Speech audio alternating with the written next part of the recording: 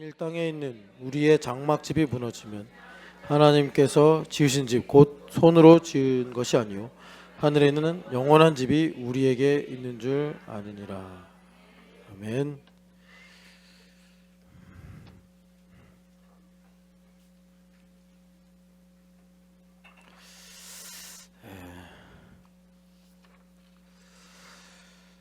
자, 우리가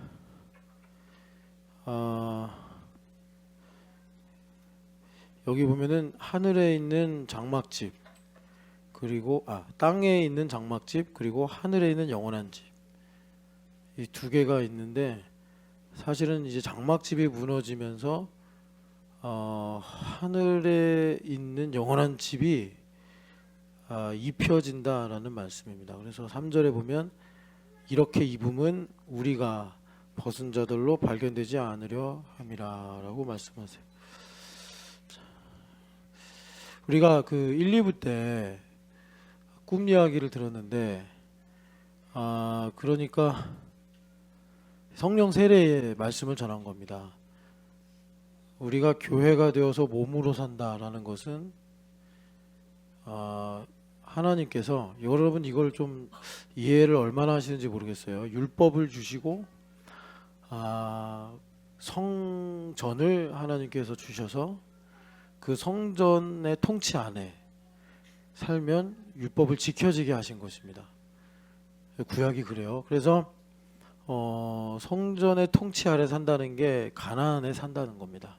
그래서 가나안에 태어나서 가나안에서 한평생을 살다가 가나안에서 죽으면 그 신명기 30장 6절 말씀처럼 마음의 할례를 받아 여호와를 사랑하게 되고, 그래서 생명, 영생을 얻게 하나님께서 만드신 거예요.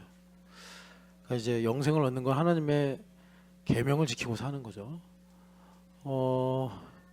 똑같습니다. 우리가 그러니까 교회가 된다는 것은 하나님께서 우리로 그 예수님의 몸이 되게 하셔서, 그러니까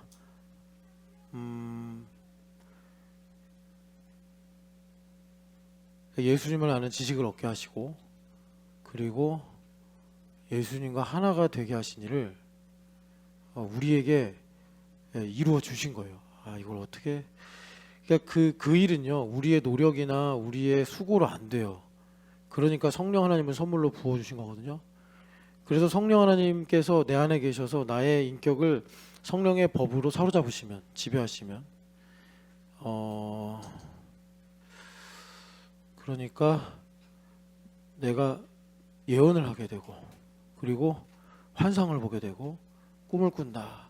그러니까 예언과 환상과 꿈은 성령 하나님께서 우리의 인격을 사로잡으신 대표적인 초월적인 그 선물이다, 이렇게 보시면 돼요. 그래서 성령 하나님께서 우리의 인격을 사로잡으시는데, 그게 성령 충만이라고 하거든요.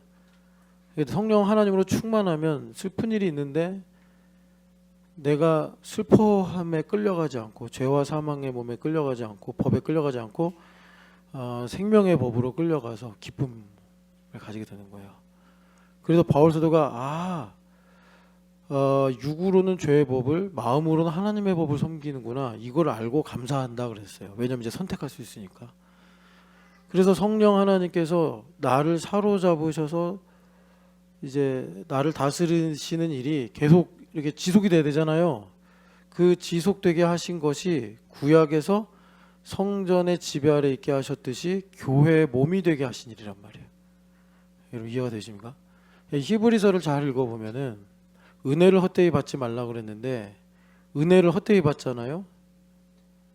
그러니까 그 요에서 2장에 우리가 28절에 그 후에 내가 나의 영을 만민에게 부어주리니 했어요. 그럼 그 후는 어떤 시점을 가리키냐면 마음을 찢고 돌아와서, 그래서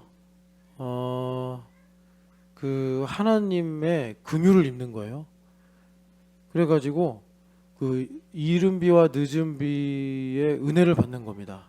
은혜를 받는 사람들이요. 그게 히브리서 6장에 완전한 대로 나아가라 했잖아요. 그러니까 완전한 대로 나아가라. 우리가 여기 와서 예배하고 또 교제하고 봉사하면서 이른 비와 늦은 비의 은혜를 경험한단 말이에요. 경험을 해요. 지난번 요세프 교사 모임 때 제가 드린 말씀인데, 은혜를 헛되이 받지 말라. 이 말이 무슨 말이냐면, 요즘에 우리 교회에서 러닝을 해요.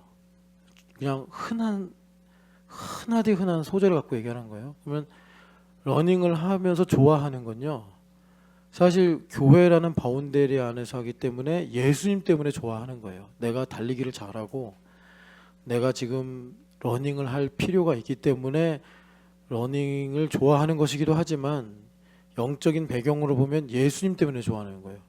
이 러닝의 붐이 어떻게 일어났냐면, 김찬양 집사님이 올해 초에 올해 나의 버킷리스트다 해가지고 하프 마라톤 한번 나가야겠다.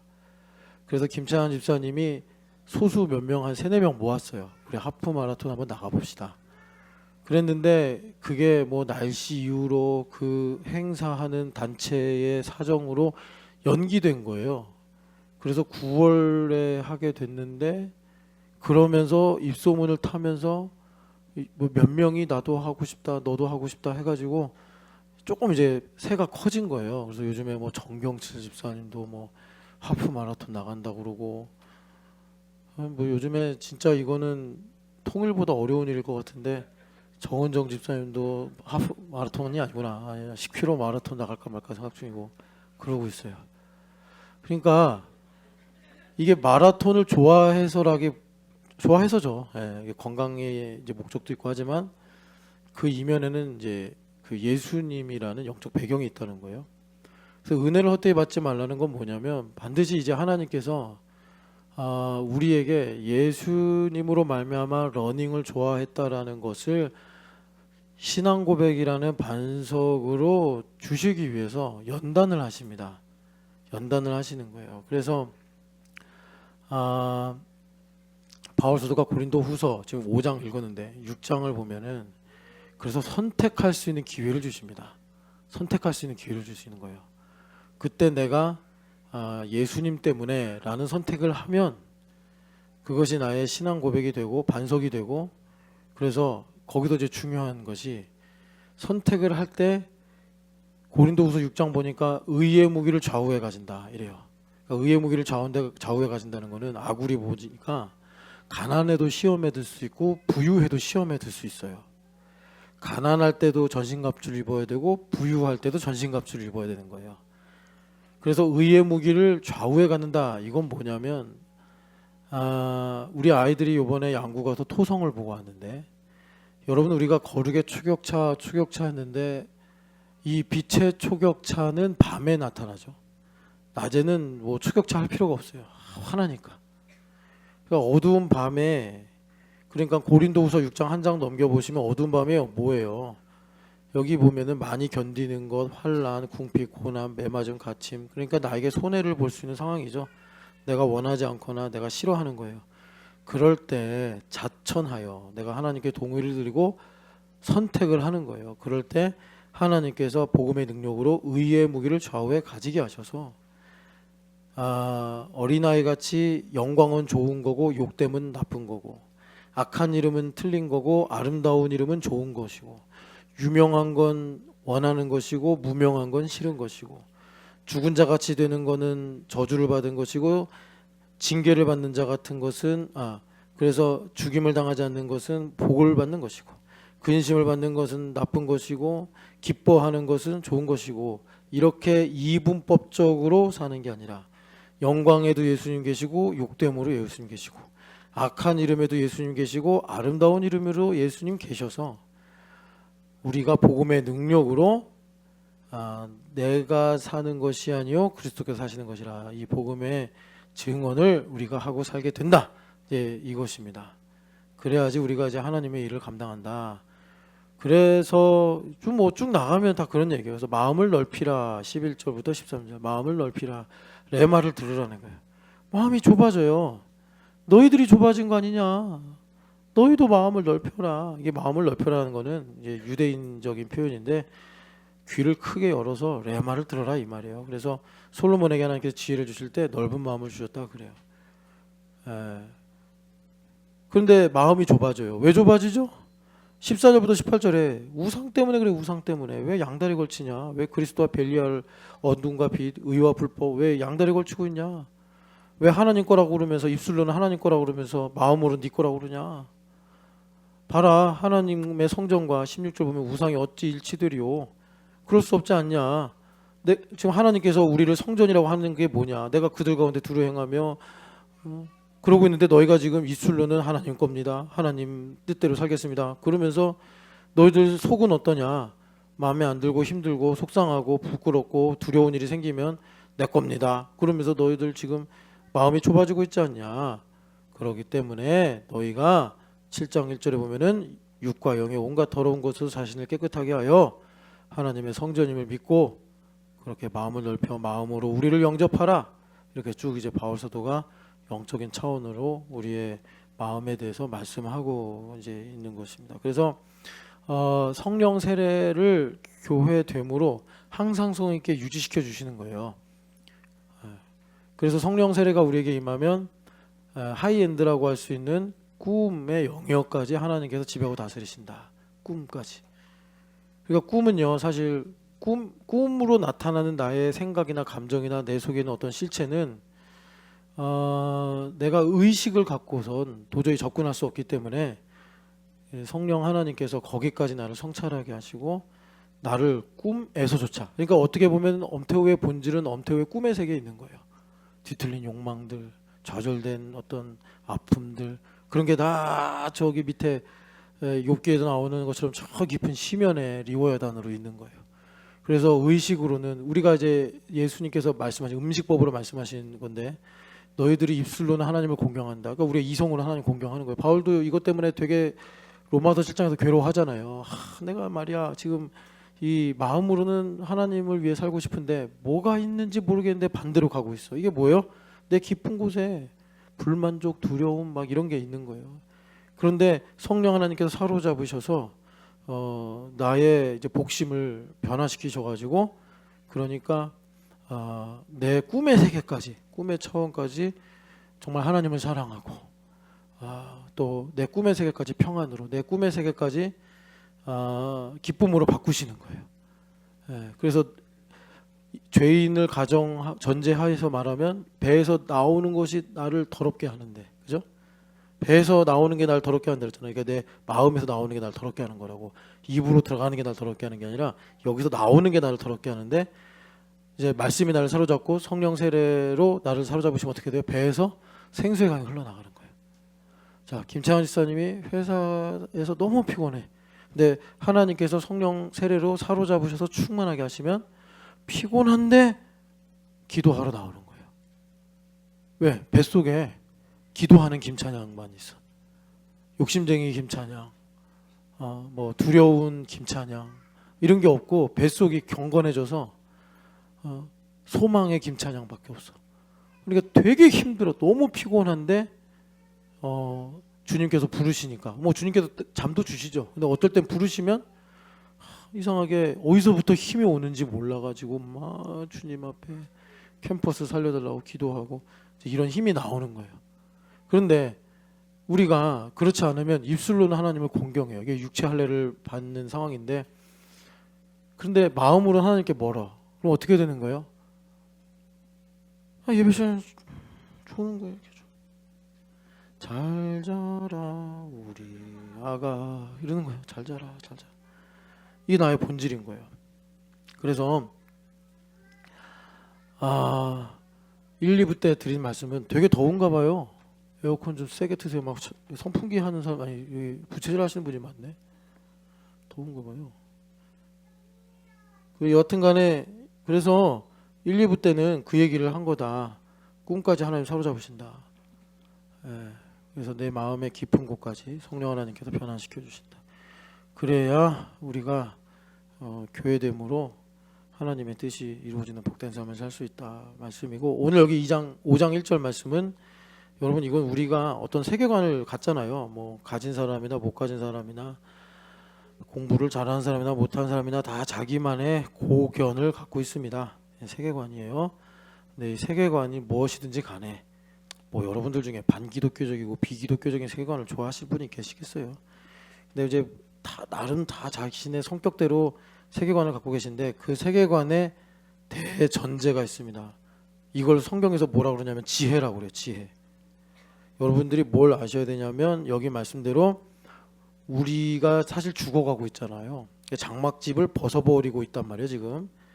여러분 그래서 2부 때인가 유대인의 방식으로 가죽이라는 걸 갖고 한번 쭉 성경을 훑은 거 기억나시죠?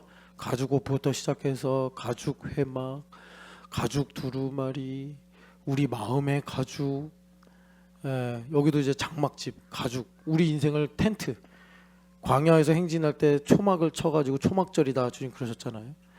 이 인생에 지금 임시 거처인 이 장막집이 무너진단 말이에요. 지금 무너져 가고 있는 거예요. 무너져 가고 있는 거예요. 예. 근데 이 무너지는 게 자, 그래프로 그리면 이렇게 무너지고 있단 말이에요. 지금 무너져 가고 있어요. 자, 뭐 홍성은 자매 한 이쯤 있겠네요. 홍성은 자매 많이 무너졌어요. 요만큼 이제 점점 줄어가고 있죠. 홍성은 자매 요만큼밖에 안 남았어요. 이제 요만큼. 방금 찬양 인도하신 전일준 집사님은 한 요만큼 있을래나? 예. 전일준 집사님은 한 요만큼 정도. 이렇게. 우리 예원이 화장을 안 해도 화장한 것 같은 예원이. 예, 임예원.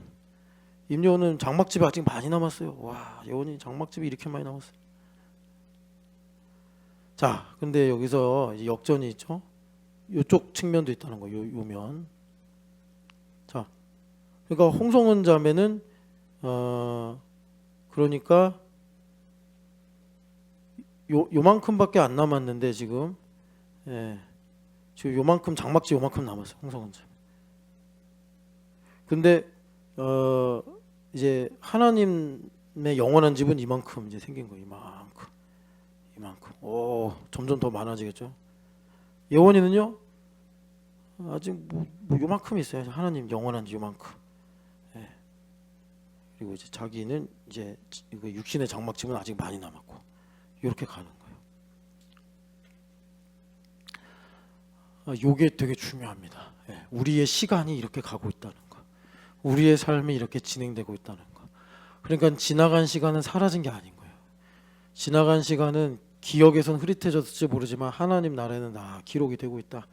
그래서 생명책이란 단권이 있고 행위록이라는 복수의 브리테니커 백과사전처럼 여러 권의 책이 있다고 하잖아요. 그런 거예요. 이거 우리가 알아야 돼요. 이걸 알아야지 이제 우리가 인생에서 어떤 선택을 하고 반응을 할 때 하나님의 뜻을 찾고 구할 수가 있어요. 그래서 요 지혜, 이 지혜를 성경에서 여러 번 말하는데 에베소서 5장을 가보세요. 그래서 여러분 교회는 뭐라고요? 성령 세례가 항상성 있게 성령 충만으로 지속이 되는 게 교회됨이에요.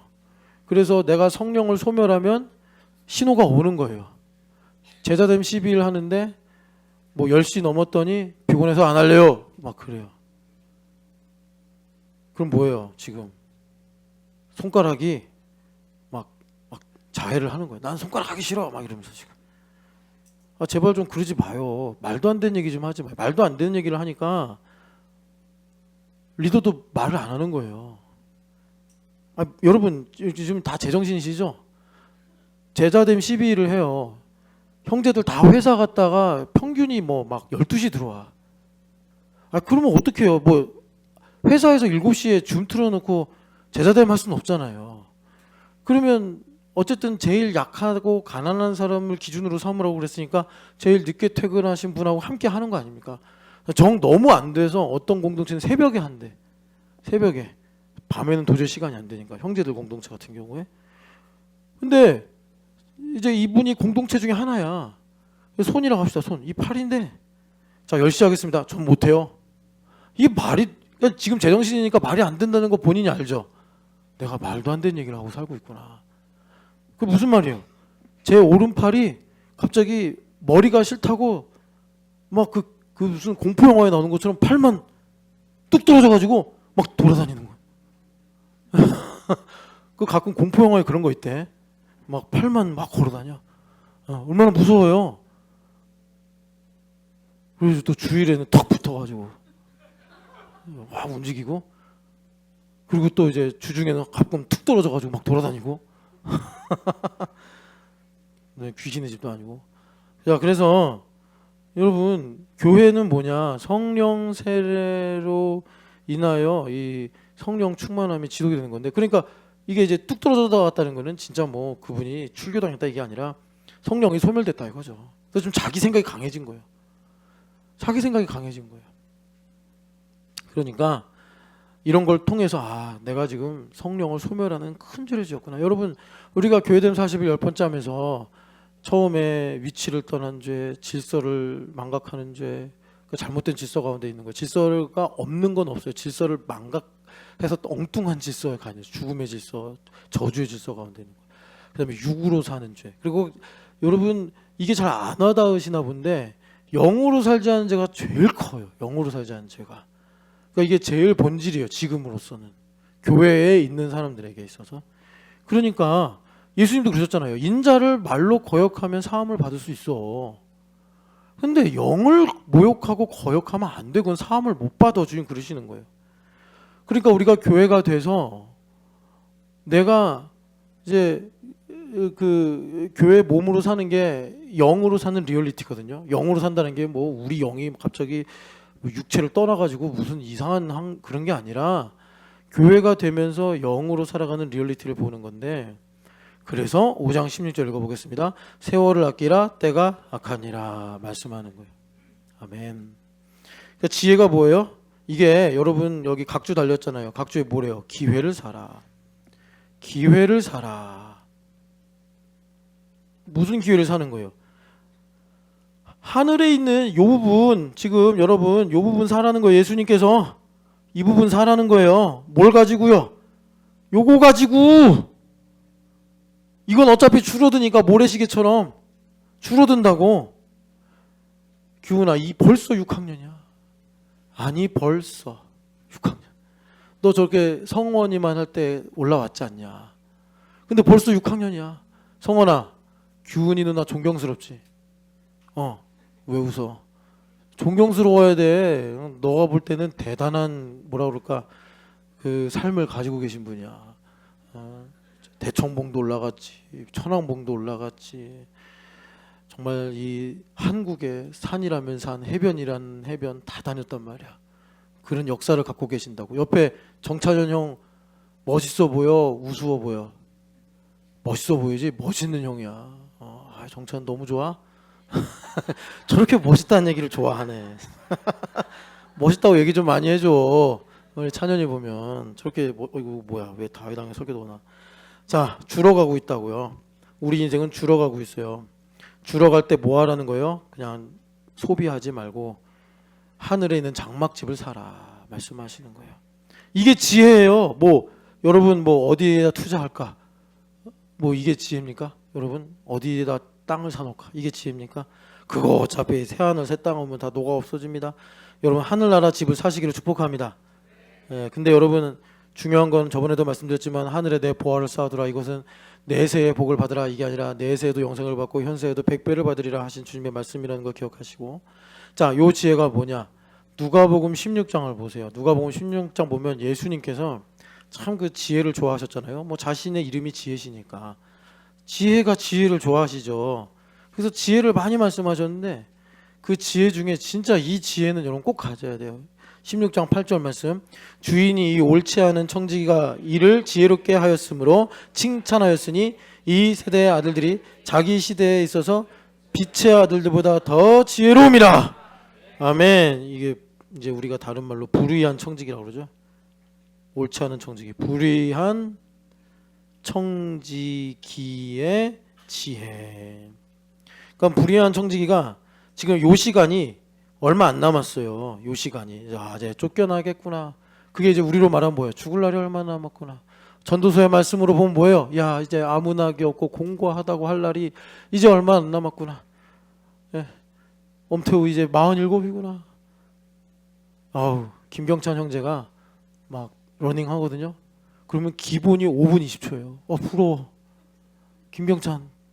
저는요, 이제 5분 때 못 뛰어요. 이제 6분 때 뛰어, 6분 때. 이제 내 인생이 방금 줄은 거예요. 경찬 형제는 더 빨리 뛰어야죠. 예. 저는 줄어 가고 있어요. 근데 뭐 하라는 거예요? 주님께서 이 인생을 살면서 이거 사야 된다. 이거 사야 된다. 교회 다니는 이유가 뭐예요? 기회를 사기 위해서. 이걸 사야 된다고요. 이거 사야 돼. 이게 불의한 청지기. 불의한 청지기가 쫓겨났기 얼마 안 남았다. 그래서 어떻게 했어요? 막 그 빚진 사람들 불러 모아가지고 미래를 준비했다는 거예요. 미래를. 그러니까 주님께서 이 지혜를 얼마나 강조하고 계시는 거예요. 현상만 보지 말고 옆 그 이면의 배경을 봐야 된다. 주님께서 말씀하시는 거예요. 그래서 주님께서 우리에게 이 어떤 세계관의 대전제로 이 땅의 장막집과 좀 한번 정리를 하면 이 땅의 장막집과 그리고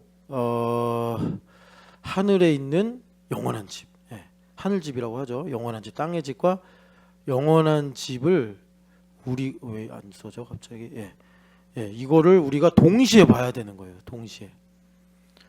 그러니까 러닝을 보면서 예수님의 사랑을 볼 수 있어야 되는 거예요. 우리가 예배를 하면서 하늘에 무지개 영광빛이 떠오르죠. 그걸 볼 수 있어야 돼요. 무지개 영광빛, 무지개 영광빛.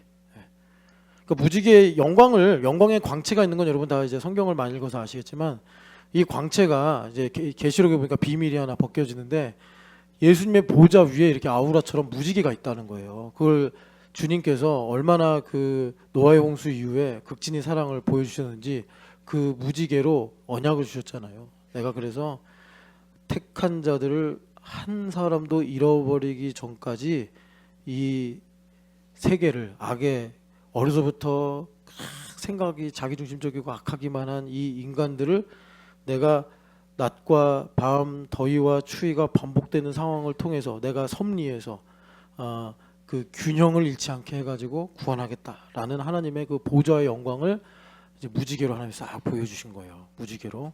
그러니까 이제 무지개의 영광을 본다는 게 이거예요. 그러니까 무지개가 7가지 색깔이잖아요. 지금이야 워낙 이제 무슨 뭐 이제 모니터도 많고 이러니까 빛이라는 게 익숙한데 옛날에는 그런 이제 그 무지개 같은 빛이 화려하게 느껴졌겠죠. 다채롭게. 그게 여러분 그 여호와의 손이 내게 임하여 성전을 그릴 설계도를 보여줬다 이거예요. 그게 무슨 말이냐면 좀 입체적이었다라는 건데 그 제가 며칠 차인지 기억이 안 나는데 그 마지막에 아마 그 성전 다음에 있었던 말씀인 것 같은데 이제 성령 하나님의 법치 아래 있자 이제 이런 말씀을 드렸어요. 성령 하나님의 법치 아래 있자 하면서 여러분이 성령 하나님의 법치 아래 있는 이게 얼마나 중요한지 지금 온 세계만이 아니라 우리나라 국내 상황까지도 이게 법치가 어지럽지 않냐. 그 우린 들어야 된다. 성령 하나님의 법을 따라 가야 되는구나. 이걸 말씀을 드리면서 제가 조금 이제 울먹였어요. 그랬더니 목사님 검찰청 폐지되는 게 그렇게 슬프십니까? 그래서 그게 아니고 이게 타이밍이 그렇게 돼가지고 그런 거고 검찰청 폐지돼서 본 건 아니에요. 제가 그때 이제 내면의 감동이 있었는데 10년 전에 우리가 박관준 장로님 얘기하면서 박관준 장로님의 책 정의가 나를 부를 때 참 그 책이 절판돼 가지고 이제 구할 수 없는데 그래서 얘네들이 좀 읽을 수 있게 옛날에 그래서 우리 이만영 집사님한테 나중에 시간 되면 한번 그 만화로 좀 그려줘라 이런 얘기까지 했는데 박관준 장로님의 그 자서전 이제 아들이 쓴 거죠. 박영창 목사님이 정의가 나를 부를 때 그런데 그게 여태까지 한 번도 그 제목이 제 마음을 울린 적이 없는데 그게 울렸다는 게 뭐냐면 알게 된 거예요. 정의가 나를 부른다는 게 이런 거구나. 이제 성령 하나님의 레마가 귀에 응한 거죠. 그러니까 감동이 있는 거예요. 그런 게 무지개의 영광으로 하나님께서 나의 인생을 해석해 주시는 거예요. 설계를 그려 주시는 거예요. 그러니까 참 이 뭐라 그럴까요? 하나님의 은혜에 비하면 버러지 같은 인간이 얼마나 감동을 하겠어요. 내가 무엇인데 내가 얼마나 형편없는 인간인데 하나님은 또 나에게 이런 은혜로 무지개 옷을, 채색옷 같은 무지개 옷을 입혀주시나, 이제 이런 생각을 하니까 감동이 오죠. 눈물 없는 저 같은 인간도. 그러니까 여러분, 다시 한번 말씀드리는데, 그래서 우리가 그 동시에 그렇게 이제 우리 인생을, 현상과 리얼리티를 같이 볼 수 있어야 된다. 이거를 지금 주님께서 우리에게 지혜다라고 말씀하시는 거예요. 자, 그러려면 우리가 레마를 들어야 된다. 지금 계속 레마를 듣자. 그러니까 원래 에덴에서 우리의 모든 행위는 순종이었어요. 그런데 죄 때문에 하나님과 단절되면서 거기에 나의 생각이 들어가야 했고, 나의 수고가 들어가야 했고, 나의 어떤 호불호가 들어가고, 그래서 이제 그걸로 인해서 마음이 이제 완악해지고 우상숭배에 빠지는 저주 가운데 있게 됐단 말이에요.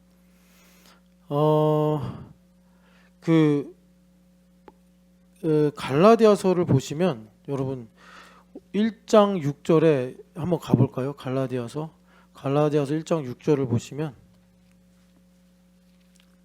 갈라디아서 1장 6절, 바울 사도가요 아주 무섭게 말씀하시는데, 1장 6절을 6절 7절, 그리스도의 은혜로 너희를 부르신 이를 이같이 속히 떠나 다른 복음을 따르는 것을 내가 이상히 여기노라.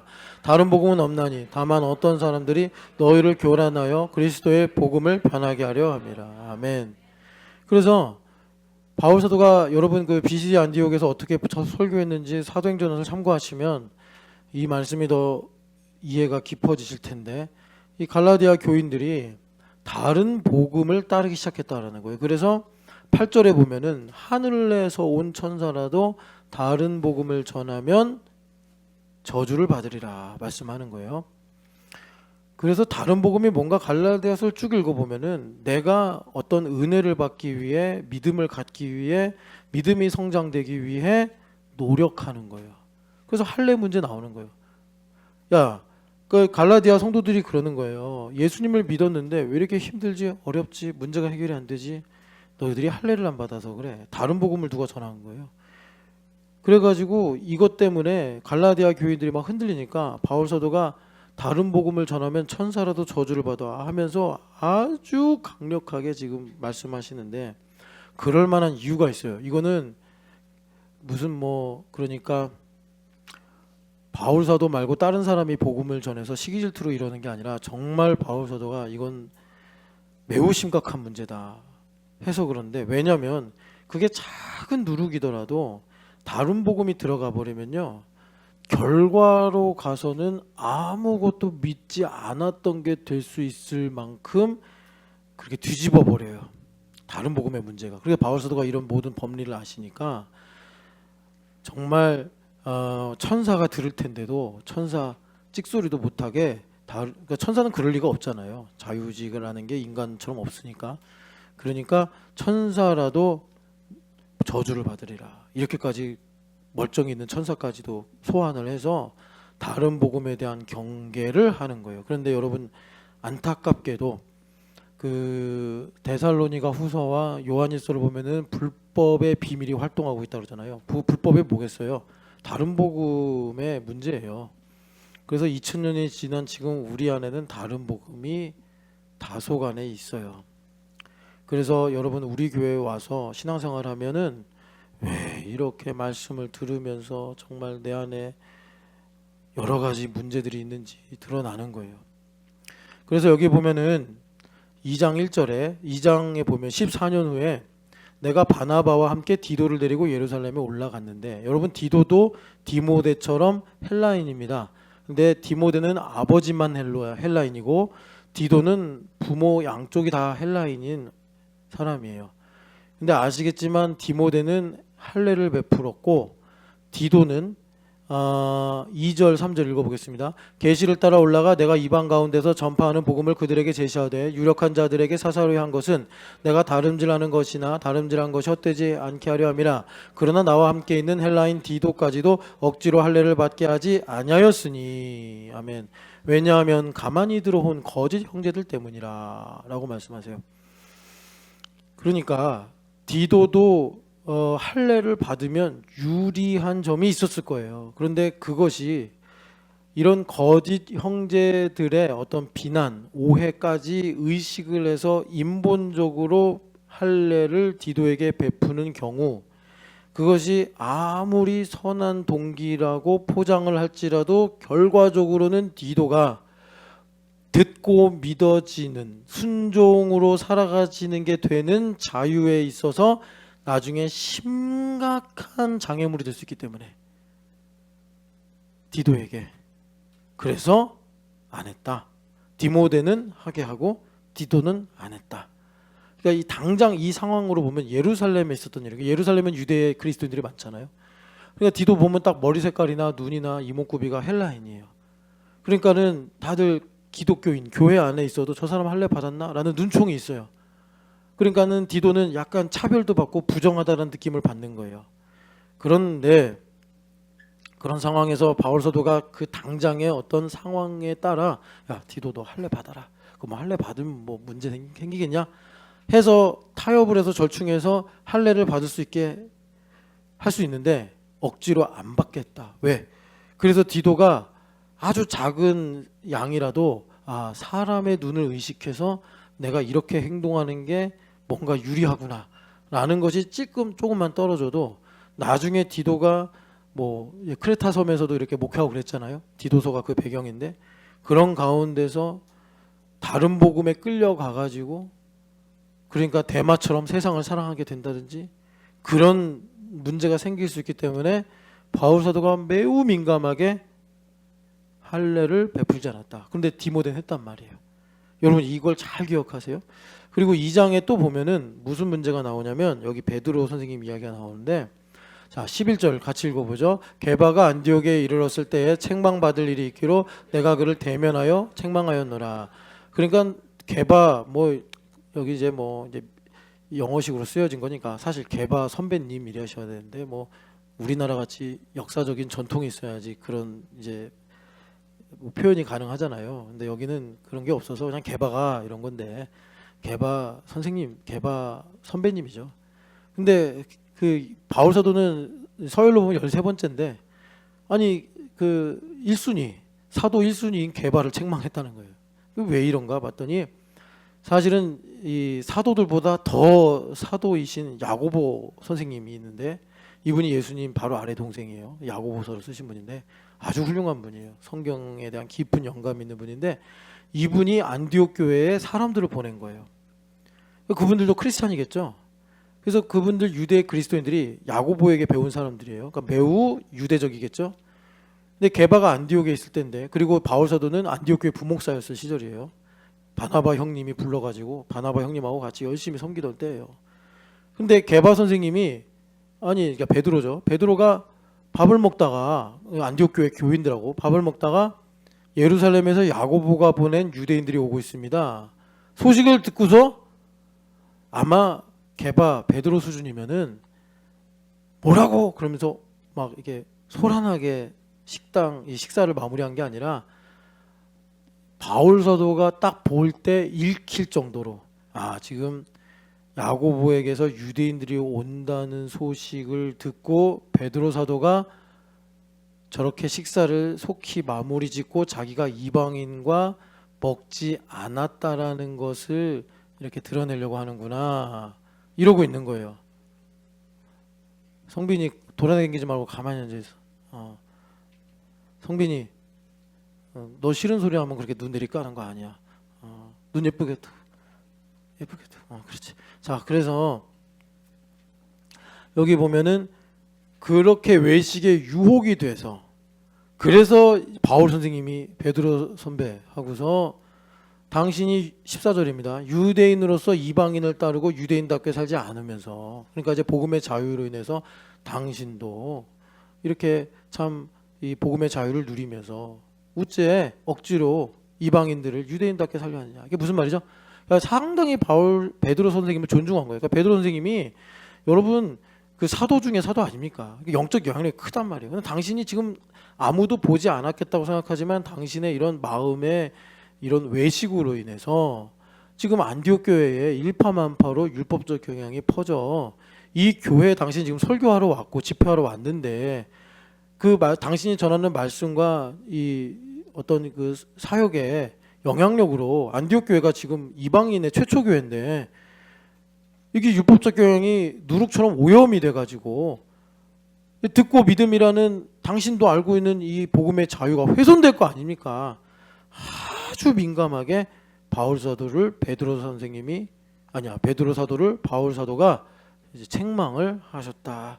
이렇게 복음의 자유가 민감하다. 복음의 자유가 민감하다. 그래서 우리가 아까 전에 이제 말씀드린 5장 1절에 이 현상을 우리가 현실을 볼 때 땅의 장막집과 하늘의 영원한 집을 동시에 보는 거잖아요. 그래서 다시 그 고린도후서 5장으로 가면 그래서 결과적으로 적용을 하면 7절에 믿음으로 행하고 보는 것으로 행하지 아니함이로다. 결과는 순종이 되는 거예요. 그렇게 돼가지고 예수님께서 내 안에 계셔서 순종으로 살아가는 거예요. 그런데 거기에 다른 복음의 누룩이라는 게 섞여버리면 이렇게 이제 일파만파로 우리의 삶에 이제 백업을 하는 문제가 생긴다라는 겁니다. 자, 그래서 제가 이제 여러분들에게 드리려고 했던 말씀이 뭐냐면, 자, 이겁니다. 정리를 하면 땅의 장막이 있어요. 근데 우리 인생이죠. 이 땅의 장막은 무너진대요. 이게 이제 구약의 실로 성막입니다. 실로 성막이 가나안 정복기 때 세워졌는데 이건 무너질 운명을 갖고 있는 거예요. 그런데 이 땅의 장막이 하늘의 영원한 집이 돼야 된다는 거예요. 하늘의 영원한 집이 뭐냐면 다윗 왕이 지은 성전입니다. 솔로몬 성전인데 영원한 집. 그래서 실로 성막이 무너지고 이 솔로몬 성전이 세워진 거예요. 솔로몬 성전의 의미가 그렇게 있는 겁니다. 그런데 여기에 보면은 중요한 한 가지 사실이 다윗의 설계도라는 거예요. 다윗의 설계도. 이 다윗의 설계도가 뭐냐면 다윗이 만들었는데 하나님의 영감이 임했다. 이 영감을 우리가 레마라고 지금 부르고 있고 이것이 다윗이 비유로 이미지로 말씀하신 게 손이다. 여호와의 손이 내게 임했다. 이렇게 말씀하는 거예요. 그래서 여러분 두 가지예요. 다윗이 성전을 지을 생각을 어떻게 했죠? 백향목궁에 거하면서 나는 이렇게 이제 좋은 데 있는데 하나님의 언약궤는 저 장막 안에 있는 게 죄송하다 해가지고 이 성전의 건축에 이제 꿈을 갖게 된 거예요. 다윗 왕이 우리가 그렇게 가야 돼요. 은혜를 알고 그렇게 가야 돼요. 그런데 여러분 이 실로 성막만 있는 게 아니라 자 이제 땅의 장막이 솔로몬 성전이 되고 그리고 이것이 점진적으로는 이제 예수님께로 나아가는데 뭐 여기 보면 이제 에스겔 환상도 있고 에스겔의 성전도 있고 그리고 학개 선지자가 말한 이전 영광과 나중 영광에 있는 뭐 이걸 이제 스룹바벨 성전이라고도 해요. 스룹바벨 성전은 참 초라했는데 왜 나중 영광이 크다고 그랬냐면 이제 다 예수님을 가리키고 있기 때문에 그래요. 예수님을 가리키고 있기 때문에. 자, 솔로몬 성전 왜 무너졌죠? 불순종 때문에 무너졌죠. 우상숭배 때문에. 하도 우상숭배 많이 해서. 그래서 하나님께서 이걸 허물어 버리시고 그리고 솔로몬이 봉헌기도를 하는데 그 봉헌기도가 예언적이었죠. 그래서 여러분 말씀드린 것처럼 사도행전 7장 그 스데반 집사님이 순교하신 거잖아요. 첫 번째 순교예요. 여러분 다 아시겠지만 이 첫 번째가 성경에서는 대표성을 갖고 있잖아요. 그 사도행전 7장 보면은 최초의 1번 순교 스데반 집사님이 나오시는데 스데반 집사님이 왜 순교했느냐를 알아야지 우리가 또 그 열매를 함께 갖는 건데 그 7장을 보시면 스데반 집사님이 이제 쭉 성경 이야기를 설교를 하시다가 46절에 보면은 다윗이 하나님 앞에서 은혜를 받은 거예요. 여러분 당연하다고 생각하시면 안 돼요. 은혜구나. 송경민 목사님의 그 은혜라는 찬양이 참 많은 이들에게 위로를 주고 있는데 당연한 거 아니라니까. 근데 은혜를 모르면 당연하다고 생각해요. 거기서부터 문제예요. 당연한 건 하나도 없어요. 여러분들 우리 교회는 아직 하여튼간에 다 은혜. 그냥 사소한 것도 은혜. 여러분 그거 모르는 게 이제 원수마귀한테 정죄받는 빌미가 되는 거예요. 자, 그래서 여러분들이 만약에 부부싸움을 왜 부부싸움 하는 거냐면 상대방이 틀려서가 아니라 내가 당연한 줄 아는 데서부터 오는 거예요. 그래서 하나님께 모든 영광 올려드리지 못하니까 가인이 아벨을 죽이려고 하는 시기질투심이 생긴 거랑 똑같은 거예요. 그게 예배에서 실패했기 때문에 문제가 생기는 거예요. 그래서 자기는 예배 잘했대. 자기는 뭐 아무 문제 없다고 생각해요. 예배에서부터 문제. 우리가 교회됨 40일 10번이나 하면서 뭘 배운 거예요? 모든 문제의 근원 하나님과의 관계다. 예배가 회복되면 다 산다니까요. 예배가 회복이 안 되니까 자기가 이게 이걸 어떻게 설명해 드릴지 모르겠어. 그래서 은혜를 받아서 자, 야곱의 집을 위하여 하나님의 초소를 준비하게 하여 달라고 기도했더니, 그러니까 저는 우리가 이렇게 갔으면 좋겠는 거예요. 실로 성막에서 다윗의 성전으로 가는데 은혜를 받아서 우리가 정의가 나를 부를 때 야곱의 집을 위하여 하나님의 초소를 준비하게 하여 달라고 기도하는 게 좋은 거예요. 우리가 은혜를 받아서 하나님 북한의 도시가 또는 이 캠퍼스가 정말 부흥이 일어나기를 원합니다. 그렇게 했으면 좋겠는데, 그래서 솔로몬이 이제 아버지의 유언을 받들어 그를 위하여 집을 지었느니라. 그러나 지극히 높으신 이는 손으로 지은 곳에 계시지 아니하나니 선지자가 말한 바. 이 선지자가 누구예요? 솔로몬이 한 기도 아닙니까? 이거 솔로몬이 한 기도잖아요. 그러니까 솔로몬이 말년에는 참 어리석어졌지만 이 성전 건축 순종할 때는 매우 지혜로웠던 거예요. 그래서 왕인데 선지자처럼 이렇게 한 거예요. 49, 50절 같이 읽어보겠습니다.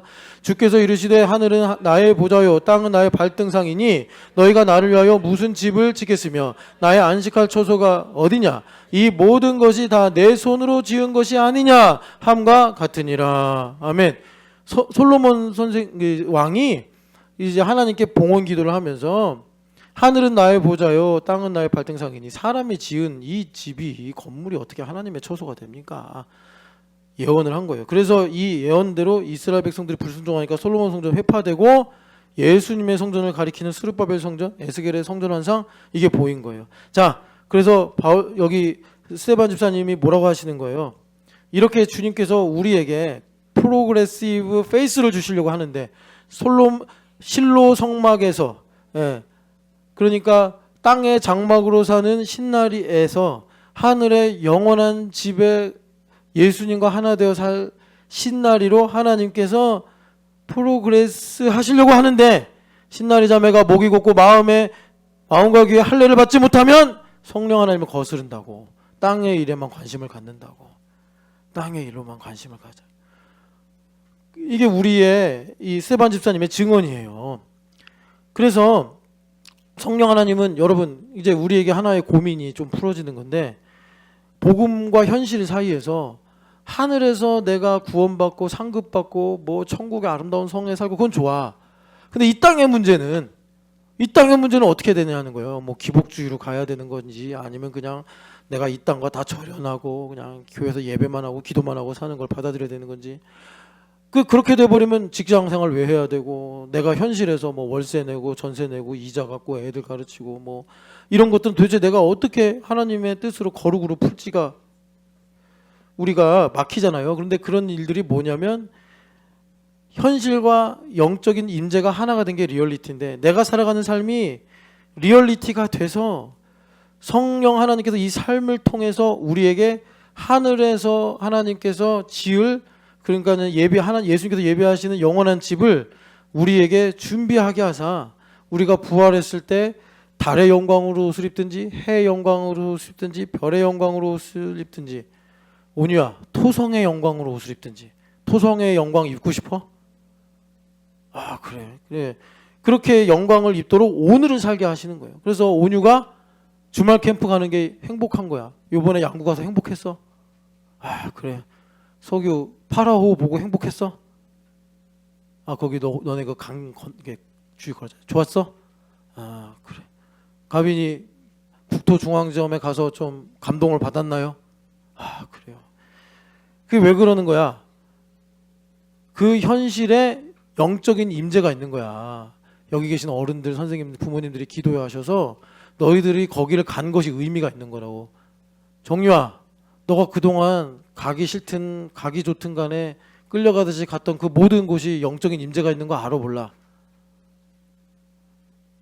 기도하고 다 하나님께서 복 주셔서 간 거지. 네가 무슨 산을 잘 타고 네가 무슨 착하고 네가 무슨 믿음이 좋아서 된 게 아니라고. 은혜를 헛되이 받으면 안 된다고. 알겠어요? 그래서 우리 성령 하나님은 놀라운 지혜를 주십니다. 놀라운 지혜가 뭐냐면 이 땅을 사는데 두 개의 레이어가 있구나. 이 땅에 장막집이 있고 하늘에 영원한 집이 있는데 이 두 개가 하나로 움직이는구나. 그래서 그 지혜를 가지고 보면은 우리의 장막집은 점점점 무너져 내려가는데 내가 교회가 되어 성령 하나님으로 충만해서 이 땅의 인생을 살아가면 이제 죽을 날이 얼마 안 남았구나 쓸쓸해지는 것이 아니라 하늘의 소망이 점점 커진다는 거예요. 그 하늘의 소망은 내가 천국 가서 영원히 살아야지 이것만이 아니고 현세에도 100배나 얻느니라. 그게 뭐냐면 우리가 캠퍼스의 부흥이나 이제 우리 교회로 말하면 일본의 영혼들이 구원받는 것이나 북한에 하나님께서 그 잃어버린 땅을 되찾고 회복시켜 주실 그 일들이 나의 삶의 현실에 맞물려서 이루어지게 된다. 주님께서 그렇게 말씀하신 거예요. 이 지혜를 가지고 살게 되면 성령 하나님은 이 처소를 예비하기 위해 예수님께서 이 땅에 보내신 보혜사잖아요. 그래서 계속 어떻게 하시는 거예요? 실로 성막을 허물고 솔로몬 예루살렘 성전을 다시 세우시는 작업을 계속 하시는데 이거를 이루는 게 두 가지 방법이에요. 하나는 정말 바벨론에 끌려갈 때 불순종과 우상숭배로 와장창창창 무너져가지고 거기 가서 하나님의 은혜가 뭔지를 거룩의 초역차로 배우고 와서 이런 거였구나 하고 가든지, 아니면 다윗 왕처럼 백향목궁에 거할 때 내가 하나님의 은혜가 너무나 크구나 해서 북한에 있는 어린이들이나 저기에서 헤매는 청년들이나 아니면은 저 일본에 죽어가면서 800만 우상에 의해 자기가 죽는지도 모르고 살아가는 그 영혼들을 안타까워하면서 하나님께 내 마음의 소망을 갖고 아뢰며 가는 이 두 가지가 둘 다 신앙의 진보란 말이에요. 그래서 신명기에서 이제 그렇게 말씀하시는 거예요. 사망과 화로 갈지 생명과 복으로 갈지 선택해라 라고 주님께서 우리에게 말씀하시는 겁니다. 그래서 이제 성령 하나님께서 이렇게 진행하시는 게 듣고 믿음으로 되는 거라고. 노력하는 게 아니란 말이에요. 듣고 믿음으로 가는 거예요. 그걸 우리가 순종이라고 하는 거예요. 순종은 믿음의 표현이에요. 내 안에 믿음이 있어요. 믿음으로 말미암아 살리라. 그래서 듣고 믿음으로 가는 것인데 그래서 다른 복음의 문제가 여기서 중요한 거예요. 내가 듣고 믿음으로 가야 되는데 이게 민감한 일이란 말이에요.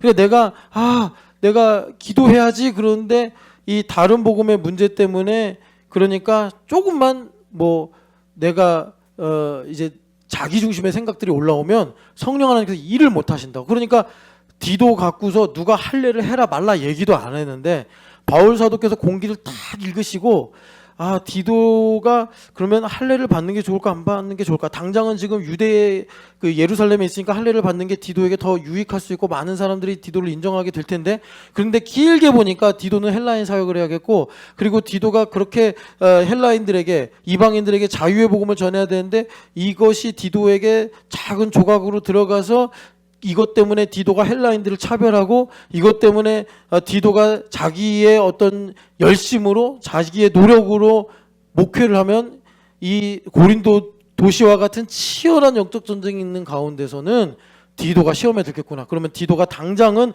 할례를 안 받아서 이방인으로 좀 차별을 당하고 사람들이 이제 본능적으로 유대인들이니까 부정한 사람이야 해가지고 조금 이렇게 껄끄러움이 생기더라도 디도가 할례를 안 받는 게 낫겠다. 이렇게 보시는 것처럼 제가 이제 여러분들이 설명해 드리려고 하는 게 뭐냐, 이 다른 복음이라는 문제의 민감함이란 말이에요. 민감함. 그래서 연결되고 결합되는 걸 통해서 주님께서 이런 것들 다 꺼내시고 치료하시고 제거하시고 씻어주시는 건데, 이런 것들이 이제 드러날 때마다 여러분 알러지 같이 반응이 일어나가지고 못하네 하네 가네 안 가네 막 이제 이런 상황들이 생기는 거예요.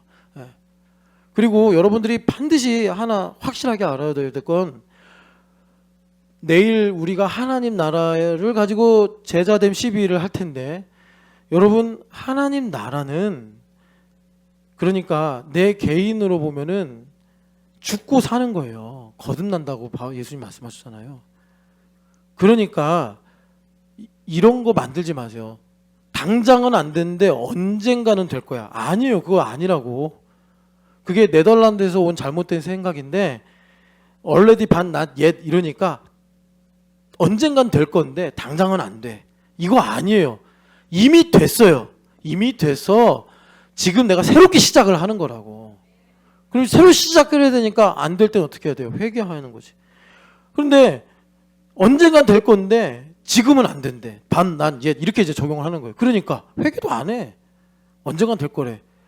그래서 네덜란드의 이 신학이 왜 이 무너졌냐면 선교를 안 한 건데, 선교를 왜 안 했냐면 하나님 주권이 알아서 할 거니까, 하나님께서 언젠간 다 하실 거니까, 이런 식으로 이제 그걸 잘못 적용한 거예요. 그래서 듣고 믿음이라는 것은 매우 민감한 문제예요. 그래서 성령 하나님께서 생수의 강으로 흘러나가실 때 우리 가운데 이루어지는데, 그래서 자 이런 겁니다. 자, 하박국서를 이제 보고 마무리할게요. 하박국서를 보면은 하박국서로 하는 게 좋아요.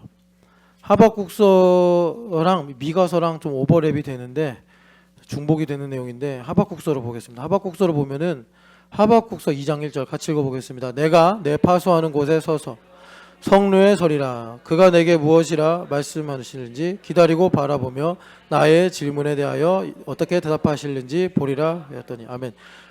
자, 지금 하박국이 하나님께 질문하고 어떻게 대답하실지 보겠다 이러고 있거든요. 그러니까 하박국서 1장을 보면은 여기 2절에 여호와여 내가 부르짖어도 주께서 듣지 아니하십니다. 언제까지 이러실 겁니까? 내가 억울한 일 때문에 외치는데도 하나님은 구원하지 않으십니다. 하나님은 왜 나에게 이런 죄악을 보게 하시고 또 하나님을 의심할 수밖에 없는 패역의 눈으로 보게 하십니까?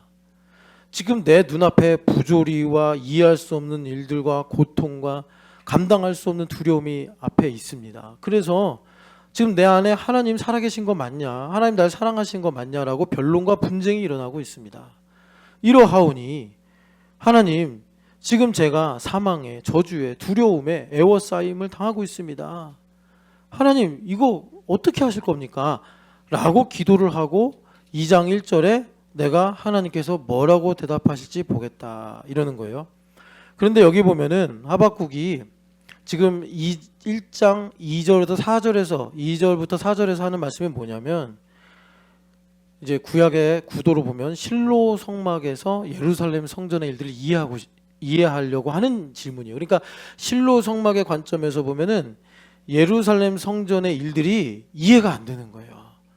그래서 하나님, 지금 이렇게 문제가 많습니다. 그러니까 이런 거예요. 실로 성막에 이제 뭐 망할 때, 무너질 때 막 홈리 비나서 죄짓고 뭐 엘리 대사장 영감 사라지고 뭐 이런 상황들이 생기는 거예요. 그러니까 하박국이 이건 틀립니다 이렇게 하는 거예요. 그런데 하나님께서 대답하실 때 뭐라고 그랬어요? 2장 4절에 보니까 너 마음이 교만하고 성령을 거스르기 때문이다 이렇게 말씀하시는 거예요. 너가 지금 성령을 거스르니까 지금 네가 이거 갖고 불평하고 뭐 하나님 안 살아계시니 나를 안 사랑하니 뭐 내가 죽겠다고 그러고 지금 그러는 거 아니냐.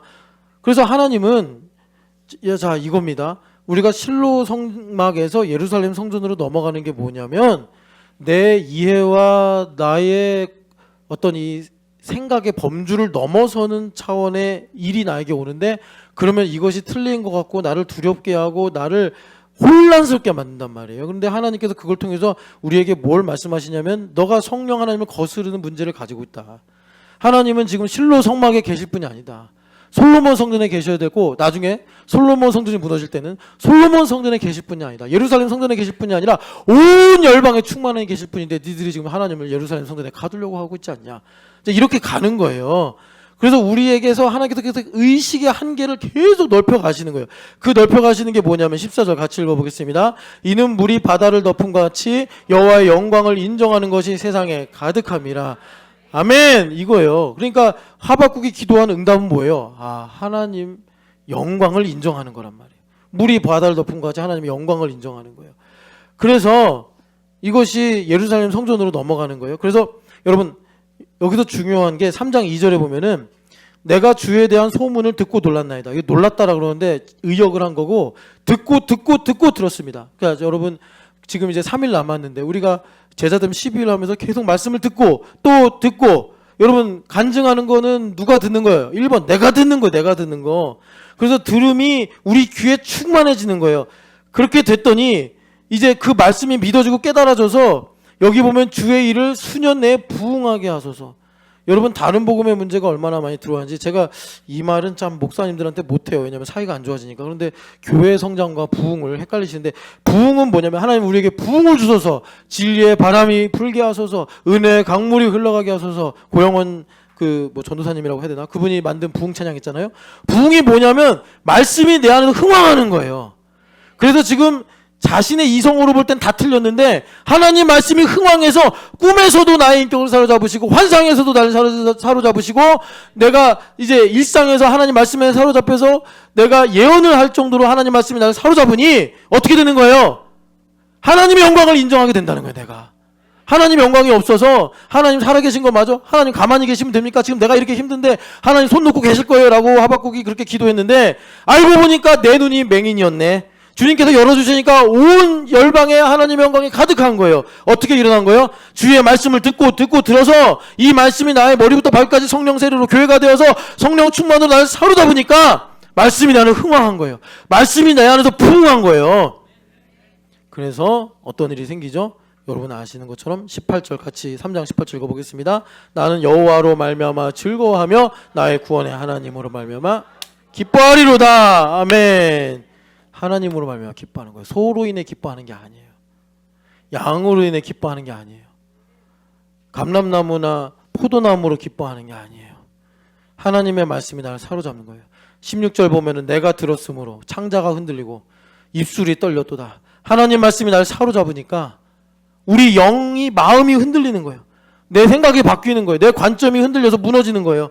그래가지고 내가 하나님으로 말미암아 기뻐하는 일이 되는 거예요. 그렇게 돼야지 말라버린 무화과 나무가 살아난다고요. 비틀어진 감람나무의 소출이 다시 열린다고요.